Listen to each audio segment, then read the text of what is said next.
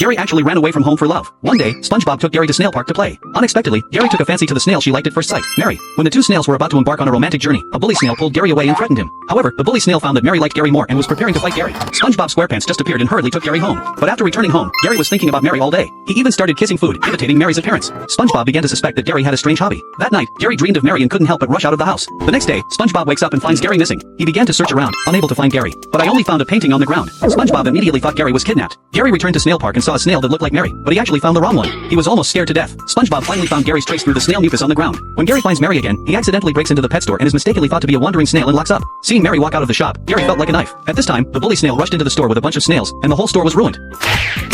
Gary took the opportunity to escape secretly. Finally, SpongeBob discovered Gary on the street and finally brought him home. When SpongeBob finally understood when he saw Gary and Mary together, suddenly, the bully snail came again. Just as it was preparing to duel with Gary, Mary and her first love snail reunite. Gary instantly realized that he was abandoned. However, Gary and the bully snail ended up being good friends.